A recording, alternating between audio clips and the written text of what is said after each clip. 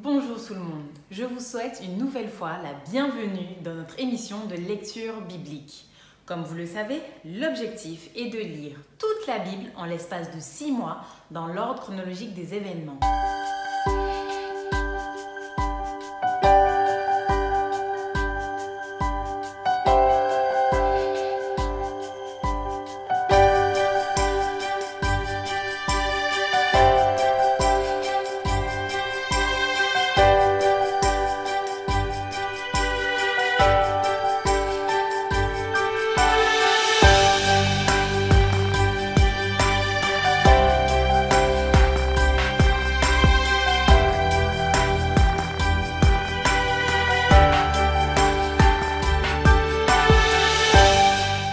Cette émission vous est proposée par l'Église adventiste du 7e jour d'Évry.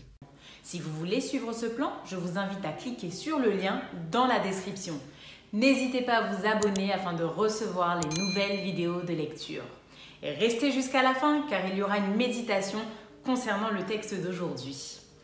Aujourd'hui, nous allons lire le livre de Genèse des chapitres 22 à 26. Après ces choses, Dieu mit Abraham à l'épreuve et lui dit « Abraham !» Et il répondit « Me voici !» Dieu dit « Prends ton fils, ton unique, celui que tu aimes, Isaac.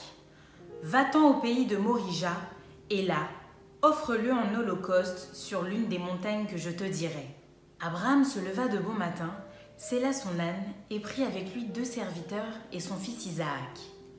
Il fendit du bois pour l'holocauste et partit pour aller au lieu que Dieu lui avait dit. Le 3e jour, Abraham, levant les yeux, vit le lieu de loin. Et Abraham dit à ses serviteurs, « Restez ici avec l'âne. Moi et le jeune homme, nous irons jusque-là pour adorer, et nous reviendrons auprès de vous. » Abraham prit le bois pour l'holocauste, le chargea sur son fils Isaac, et porta dans sa main le feu et le couteau. Et ils marchèrent tous deux ensemble. Alors, Isaac, parlant à Abraham, son père, dit « Mon père !» Et il répondit « Me voici, mon fils. » Isaac reprit « Voici le feu et le bois. Mais où est l'agneau pour l'holocauste ?» Abraham répondit « Mon fils, Dieu se pourvoira lui-même de l'agneau pour l'holocauste. » Et ils marchèrent tous deux ensemble. Lorsqu'ils furent arrivés au lieu que Dieu lui avait dit, Abraham y éleva un autel et rangea le bois. Il lia son fils Isaac et le mit sur l'autel par-dessus le bois. Puis Abraham étendit la main et prit le couteau pour égorger son fils. Alors l'ange de l'Éternel l'appela des cieux et dit « Abraham, Abraham !» Et il répondit « Me voici !» L'ange dit « N'avance pas ta main sur l'enfant et ne lui fais rien, car je sais maintenant que tu crains Dieu et que tu ne m'as pas refusé ton fils, ton unique. » Abraham leva les yeux et vit derrière lui un bélier retenu dans un buisson par les cornes. Et Abraham alla prendre le bélier et l'offrit en holocauste à la place de son fils. Abraham donna à ce lieu le nom de Jéhovah-Jiré. C'est pourquoi l'on dit aujourd'hui à la montagne de l'Éternel, il sera pourvu. L'ange de l'Éternel appela une seconde fois Abraham des cieux et dit « Je le jure par moi-même, parole de l'Éternel, parce que tu as fait cela et que tu n'as pas refusé ton fils, ton unique. Je te bénirai et je multiplierai ta postérité comme les étoiles du ciel et comme le sable qui est sur le bord de la mer. Et ta postérité possédera la porte de ses ennemis. Toutes les nations de la terre seront bénies en ta postérité, parce que tu as obéi à ma voix. » Abraham, étant retourné vers ses serviteurs, ils se levèrent et s'en allèrent ensemble à Beer-Shéba, car Abraham demeurait à Beer-Shéba. Après ces choses, on fit à Abraham un rapport en disant « Voici Milca a aussi enfanté des fils à Nachor ton frère. Uts, son premier-né, Buz, son frère, Kemuel, père d'Aram, Kesed, Azo, Pildash, Jidlaph et Bethuel. Bethuel a engendré Rebecca. Ce sont là les 8 fils que Milca a enfantés à Nachor, frère d'Abraham. Sa concubine, nommée Reuma, a aussi enfanté Tébak, Gaham, Tahash et Maaka. Genèse chapitre 23.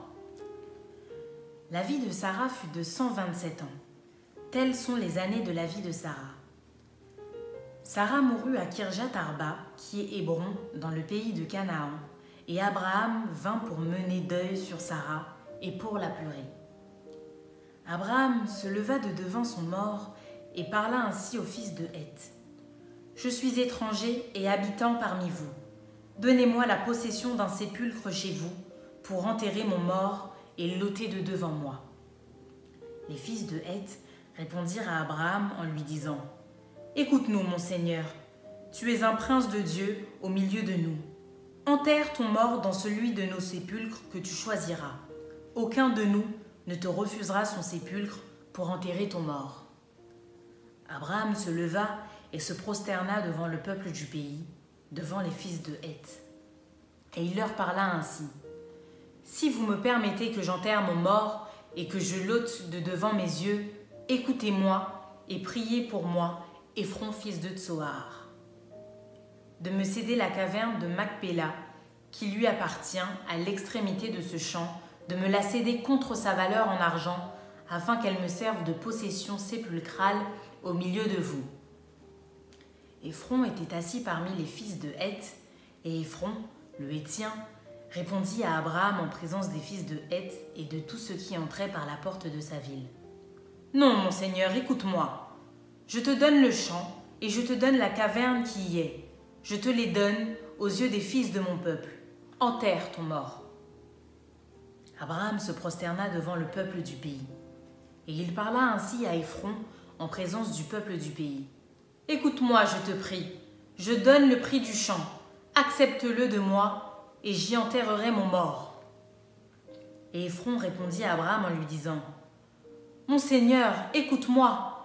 Une terre de 400 cycles d'argent, qu'est-ce que cela entre moi et toi? Enterre ton mort. » Abraham comprit Éphron, et Abraham pesa à Éphron l'argent qu'il avait dit en présence des fils de Heth, 400 cycles d'argent ayant cours chez le marchand. Le champ d'Éphron à Macpéla, vis-à-vis de Mamré, le champ et la caverne qui y est, et tous les arbres qui sont dans les champs, et dans toutes ses limites alentour, devinrent ainsi la propriété d'Abraham aux yeux des fils de Heth et de tous ceux qui entraient par la porte de sa ville. Après cela, Abraham enterra Sarah, sa femme, dans la caverne du champ de Macpéla, vis-à-vis de Mamré, qui est Hébron, dans le pays de Canaan. Le champ et la caverne qui y demeurèrent à Abraham comme possession sépulcrale acquise des fils de Heth. Genèse chapitre 24.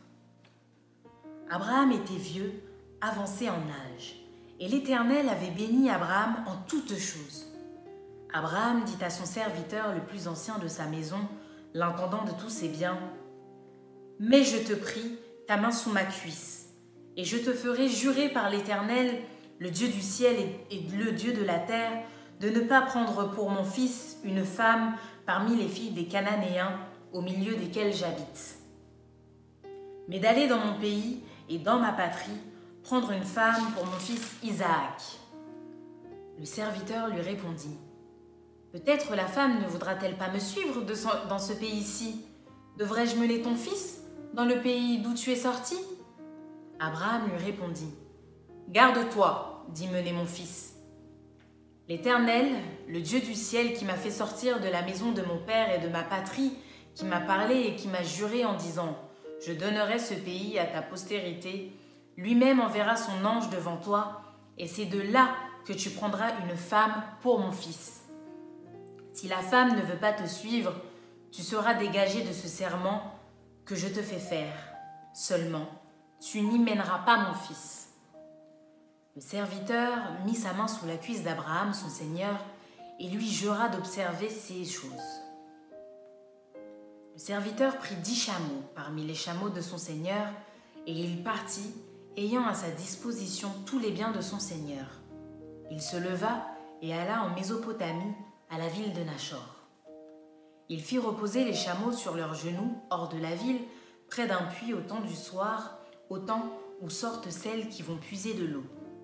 Et il dit, « Éternel, Dieu de mon Seigneur Abraham, fais-moi, je te prie, rencontrer aujourd'hui ce que je désire et use de bonté envers mon Seigneur Abraham.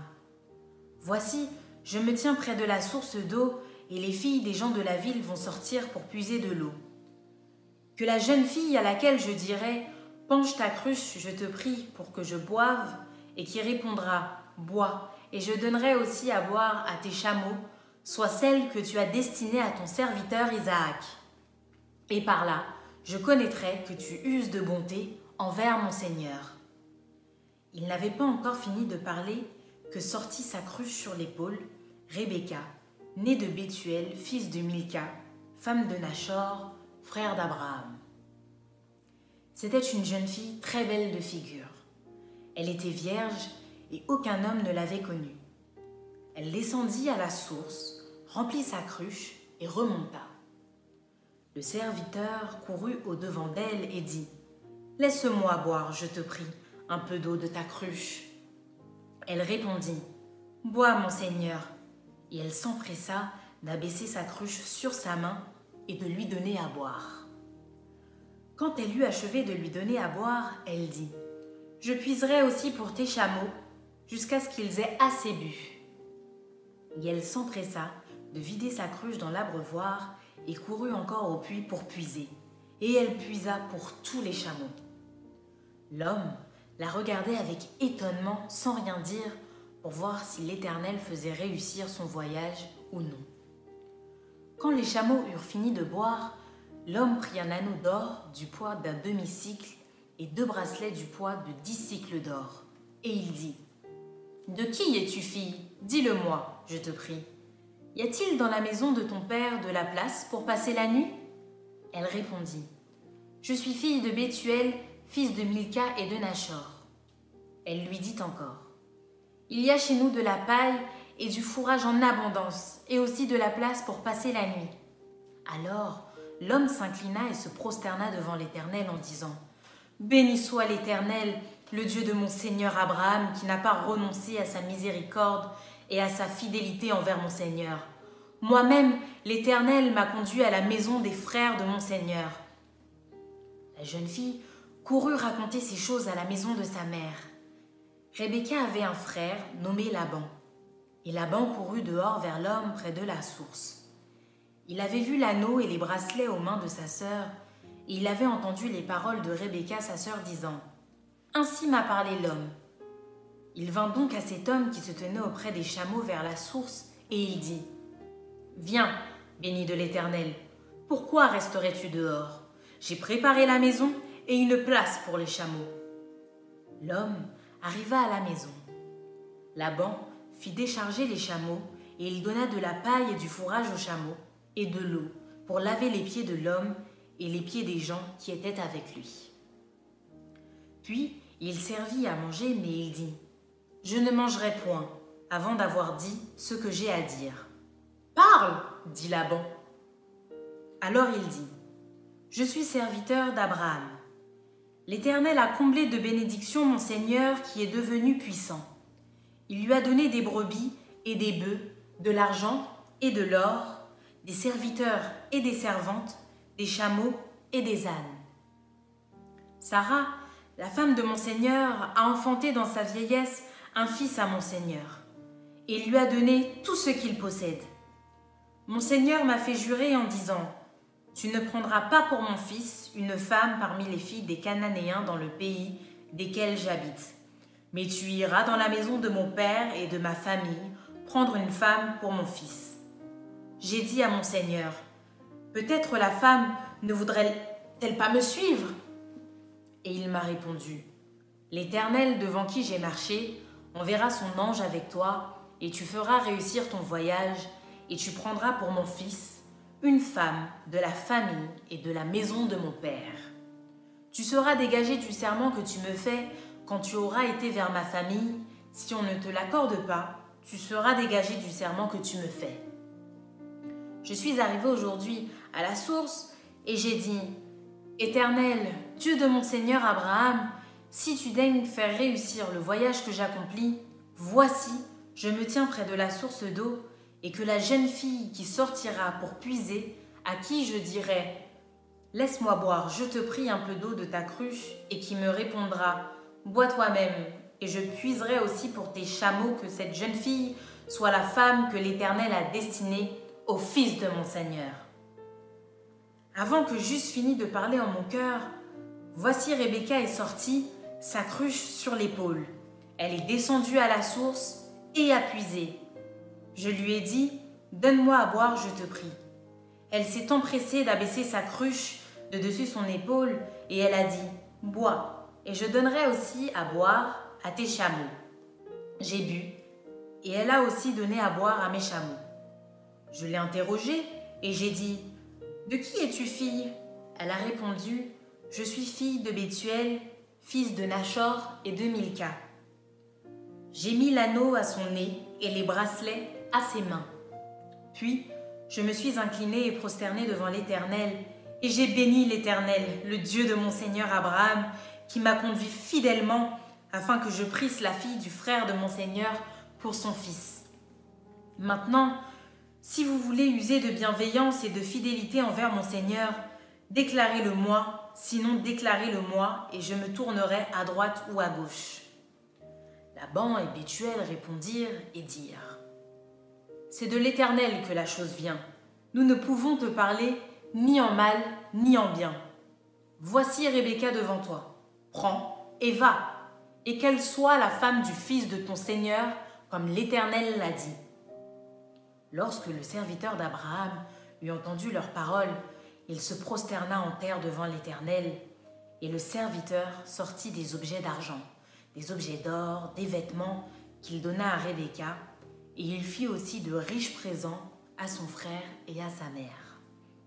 Après quoi, ils mangèrent et burent, lui et les gens qui étaient avec lui, et ils passèrent la nuit.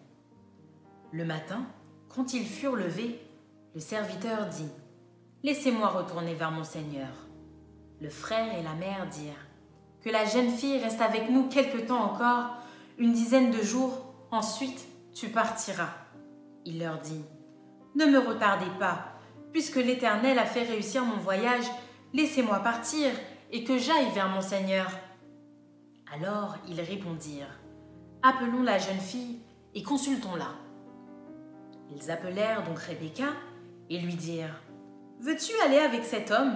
Elle répondit « J'irai. » Et ils laissèrent partir Rebecca, leur sœur et sa nourrice, avec le serviteur d'Abraham et ses gens. Ils bénirent Rebecca et lui dirent « Oh, notre sœur, puisses-tu devenir des milliers de myriades et que ta postérité possède la porte de ses ennemis. » Rebecca se leva avec ses servantes, elles montèrent sur les chameaux et suivirent l'homme. Et le serviteur emmena Rebecca et partit. Cependant, Isaac était revenu du puits de la Chaïroï et il habitait dans le pays du Midi. Un soir, qu'Isaac était sorti pour méditer dans les champs, il leva les yeux et regarda, et voici des chameaux arriver.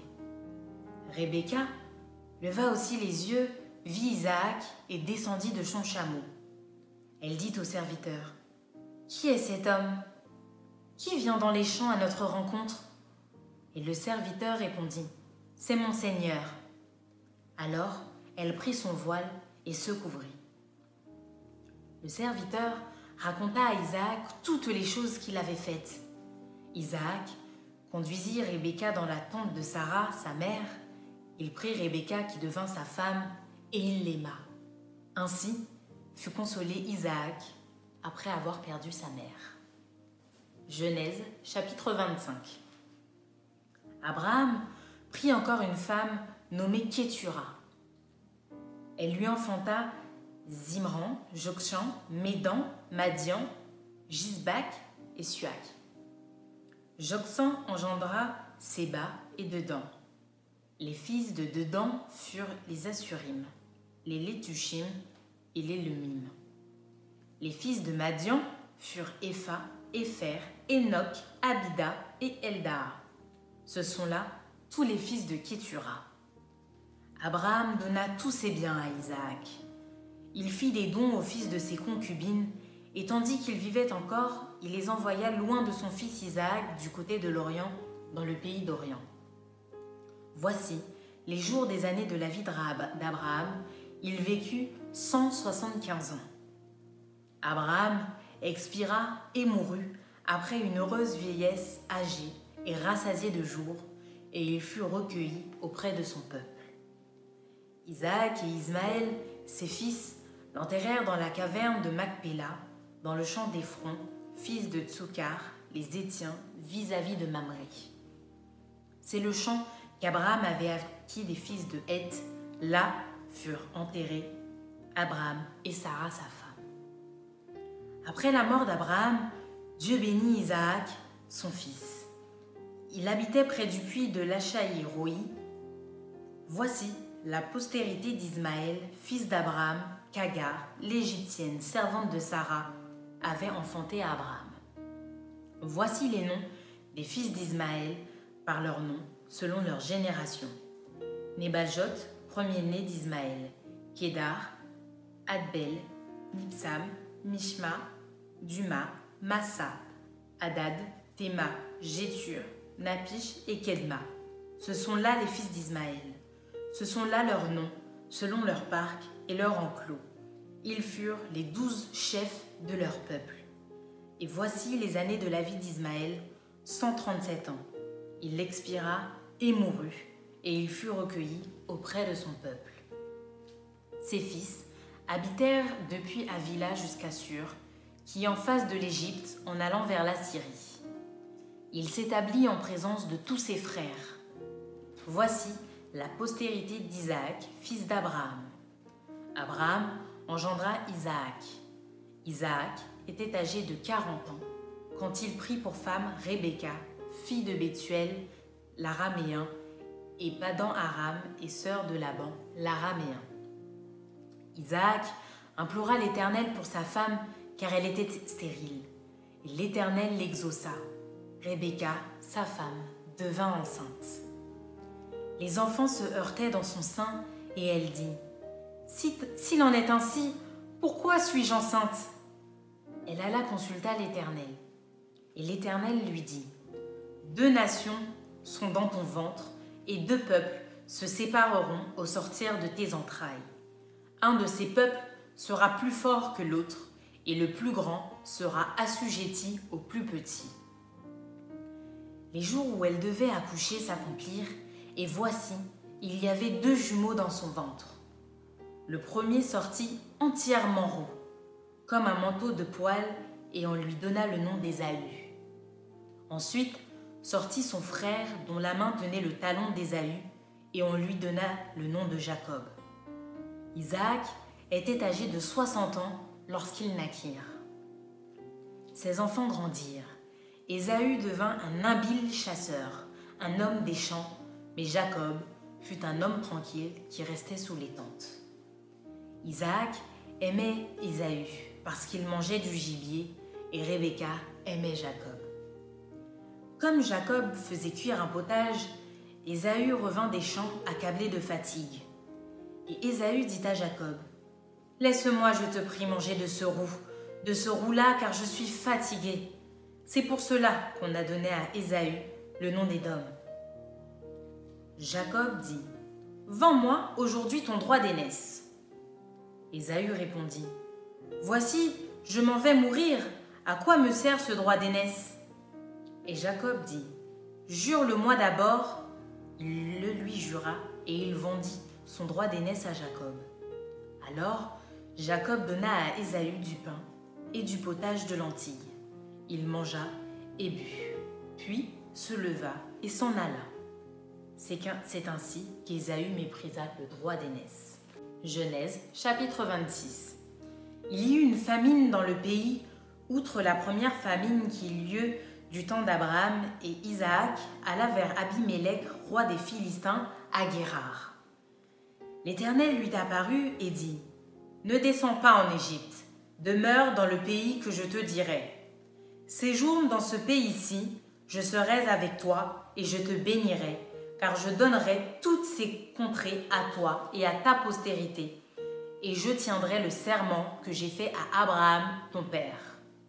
Je multiplierai ta postérité comme les étoiles du ciel. Je donnerai à ta postérité toutes ces contrées, et toutes les nations de la terre seront bénies en ta postérité. Parce qu'Abraham a obéi à ma voix, et qu'il a observé mes ordres, mes commandements, mes statuts et mes lois. Et Isaac resta à Guérar. Lorsque les gens du lieu faisaient des questions sur sa femme, ils disaient « C'est ma sœur », car ils craignaient, en disant « Ma femme », que les gens du lieu ne le tuassent, parce que Rebecca était belle de figure. Comme son séjour se prolongeait, il arriva qu'Abimélec, roi des Philistins, regardant par la fenêtre, vit Isaac qui plaisantait avec Rebecca sa femme. Abimélec fit appeler Isaac et dit « Certainement, c'est ta femme. Comment as-tu pu dire « c'est ma sœur » ?» Isaac lui répondit « J'ai parlé ainsi de peur de mourir à cause d'elle. » Et Abimélec dit « Qu'est-ce que tu nous as fait ? Peu s'en est fallu que quelqu'un du peuple n'ait couché avec ta femme, et tu nous aurais rendus coupables. » Alors Abimélec fit cette ordonnance pour tout le peuple. Celui qui touchera à cet homme ou à sa femme sera mis à mort. Isaac sema dans ce pays et il recueillit cette année le centuple, car l'Éternel le bénit. Cet homme devint riche et il alla s'enrichissant de plus en plus jusqu'à ce qu'il devint fort riche. Il avait des troupeaux de menu bétail et des troupeaux de gros bétail, et un grand nombre de serviteurs. Aussi les Philistins lui portèrent envie. Tous les puits qu'avaient creusés les serviteurs de son père du temps d'Abraham, son père, les Philistins les comblèrent et les remplirent de poussière. Et Abimélec dit à Isaac, « Va-t'en de chez nous, car tu es beaucoup plus puissant que nous. » Isaac partit de là et campa dans la vallée de Guérar, où il s'établit. Isaac creusa de nouveau les puits d'eau qu'on avait creusés du temps d'Abraham, son père, et qu'avaient comblés les Philistins après la mort d'Abraham. Et il leur donna les mêmes noms que son père leur avait donnés. Les serviteurs d'Isaac creusèrent encore dans la vallée et ils trouvèrent un puits d'eau vive. Les bergers de Guérar querellèrent les bergers d'Isaac en disant « L'eau est à nous !» Et il donna au puits le nom d'Ézec parce qu'il s'était disputé avec lui. Ses serviteurs creusèrent un autre puits au sujet duquel on chercha aussi une querelle et il l'appela Sitna. Il se transporta de là et creusa un autre puits pour lequel on ne chercha pas querelle et il l'appela Rehoboth. Car, dit-il, l'Éternel nous a maintenant mis au large et nous prospérerons dans le pays. Il remonta de là à Beer-Shéba. L'Éternel lui apparut dans la nuit et dit « Je suis le Dieu d'Abraham, ton père. Ne crains point, car je suis avec toi. Je te bénirai et je multiplierai ta postérité à cause d'Abraham, mon serviteur. » Il bâtit là un autel, invoqua le nom de l'Éternel et y dressa sa tente. Et les serviteurs d'Isaac y creusèrent un puits. Abimélec vint de Guérar auprès de lui avec Ahuzat son ami et Picol, chef de son armée.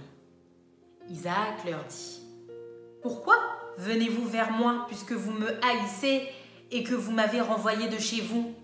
Ils répondirent « Nous voyons que l'Éternel est avec toi. C'est pourquoi nous disons qu'il y ait un serment entre nous et toi, et que nous fassions alliance avec toi. Jure que tu ne nous feras aucun mal, de même que nous t'avons point maltraité, que nous t'avons fait seulement du bien et que nous t'avons laissé partir en paix. Tu es maintenant béni de l'Éternel. » Isaac leur fit un festin et ils mangèrent et burent.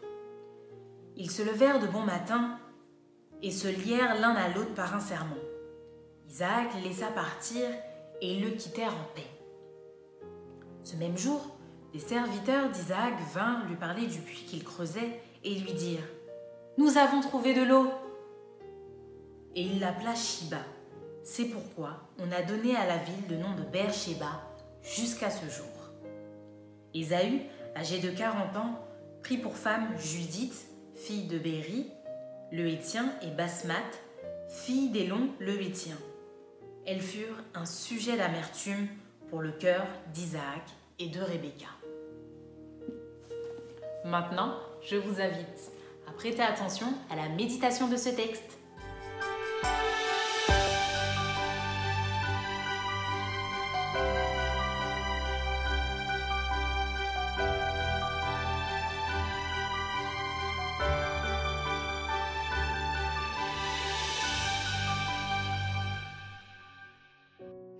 Bonjour à tous, je suis Elise Lazarus et je viens passer un moment avec vous pour retourner sur ces quelques chapitres de Genèse qui vous ont été lus. Genèse, les chapitres 22 à 26. C'est des chapitres assez intéressants. Je ne sais pas si ils vous ont marqué parce qu'ils parlent de plein de choses différentes, c'est vrai. Mais j'ai un peu l'impression que c'est des chapitres de transition. Tout avant, on parlait d'Abraham, de sa vie. Et là, on est vers la fin de sa vie, ses dernières expériences, sa vieillesse, la mort de sa femme, sa mort à lui, mais aussi le début de la vie de son fils, Isaac, et le début du moment où il va devenir ce qu'on appelle un patriarche, c'est-à-dire le nouveau chef de famille une fois que son père est plus là. On quitte une grande période et on arrive vers une autre. C'est vrai que ce sera plus le fils d'Isaac, Jacob, dont on parlera. Mais voilà, c'est entre deux. Mais il y a quand même plein de choses qu'on peut dire sur ce passage-là. Et surtout, il y a un chapitre en particulier qui change tout. C'est le premier chapitre qui vous a été lu, Genèse chapitre 22. On l'appelle souvent, on lui donne le titre « Le sacrifice d'Isaac ». Ce qui est un peu bizarre parce qu'au final, Isaac n'est jamais sacrifié.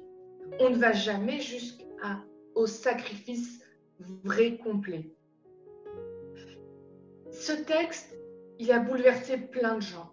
Il est difficile à comprendre. Comment est-ce qu'un père peut aller jusqu'à être prêt à tuer son enfant? Comment est-ce qu'on peut comprendre que Dieu ait pu dire ça alors que dans plein d'autres endroits de la Bible, il dit il ne faut pas tuer ses enfants, je ne veux pas de sacrifice humain, je ne veux pas qu'on tue les gens. Mais ce texte-là de Genèse 22, il a quelque chose d'extrêmement important à nous apprendre. D'abord, il parle à l'avance de ce sacrifice qu'un jour Jésus va faire. Il nous dit à l'avance que c'est Dieu lui-même qui va venir trouver des solutions, mourir pour l'humanité, pour faire alliance avec l'humanité. Mais dans la vie d'Abraham, pour moi, je trouve que Genèse 22 marque un tournant. Peut-être que vous vous souvenez, si vous avez été avec nous quand on a lu hier les chapitres 16 à 21, on avait remarqué que Abraham avait tendance à vouloir compléter lui-même les plans de Dieu si ça ne marchait pas comme assez vite à son goût. Là, dans cette histoire, Abraham ne comprend pas. Ne comprend pas pourquoi Dieu qui a fait une promesse en disant « Ton fils, ton unique, Isaac, que tu aimes, celui par qui j'ai promis que tu auras une grande descendance, sacrifie-le. » Abraham, vraiment, ça le dépasse, il ne comprend pas. Mais au lieu de trouver une solution humaine, il décide de faire confiance à Dieu complètement. Et quand son enfant, qui ne sait pas ce qui va se passer, lui dit « Père, pourquoi est-ce qu'on va dans la montagne? Il est où le sacrifice qu'on va donner à Dieu ?» Abraham va avoir ces mots incroyables. Dieu pourvoira lui-même pour le sacrifice. Il ne savait pas encore comment. Hein. La suite va lui donner raison puisque c'est Dieu qui amènera lui-même un animal à sacrifier et non pas Isaac. Pour moi, j'ai réussi à comprendre ce texte de Genèse 22 le jour où j'ai lu un texte beaucoup plus loin dans Hébreux. C'est une lettre dans le Nouveau Testament que Paul a écrite. Et il l'a écrit où il parlait des grands héros de la foi. C'est Hébreux 11, 17 à 19, où il parle d'Abraham et où il dit « C'est par la foi qu'Abraham, mis à l'épreuve, a offert Isaac. C'est son fils unique qu'il offrait, lui qui avait accueilli les promesses et à qui il avait été dit, C'est par Isaac que tu auras ce qui sera appelé ta descendance. Il estimait que Dieu avait même le pouvoir de réveiller un mort. C'est pourquoi son fils lui fut rendu. Il y a là une parabole. Abraham n'était pas un sadique prêt à tuer son enfant. Mais je crois qu'enfin, après tout ce temps, il avait compris que Dieu est un Dieu d'amour, que Dieu ne pouvait pas lui enlever son fils, que Dieu était capable même de ressusciter les morts. Ce geste d'Abraham est fou, fou d'amour, fou d'une confiance absolue. Et pour moi, quand je lis Genèse 22 et que je regarde Genèse 22 à 26 et que je vois après la suite de la vie d'Abraham, je me rends compte que ses relations avec Dieu et avec les autres êtres humains sont beaucoup plus apaisées qu'avant. On le voit quand il envoie son serviteur chercher une femme pour Isaac. Il met toute confiance en Dieu, il dit à son serviteur, aie confiance en Dieu, Dieu va trouver. Quand il doit négocier pour avoir un endroit où enterrer sa femme, il veut être en paix avec ses voisins. Les bons comptes font les bons amis. Je te paierai ce que je te dois, je veux être en paix. Et on voit que son fils Isaac a récupéré de ce que son père a appris. Que Isaac, à son tour, essaiera de revivre les mêmes choses. Lui aussi, d'être en paix avec ses voisins. Lui aussi, il aura cette bénédiction de Dieu, cette promesse de Dieu. Il fera confiance à cette promesse de Dieu. Lui aussi, il aura une femme qui aura du mal à avoir des enfants. Il priera intensément Dieu. Et lui, il ne fera pas la même erreur que son père. Il fera confiance à Dieu jusqu'à ce que l'enfant arrive. Tout n'est pas rose parce qu'Isaac, lui aussi, fera certaines des erreurs de son père, entre autres. Et c'était intéressant de voir que c'est exactement comme son père avec Abimelech.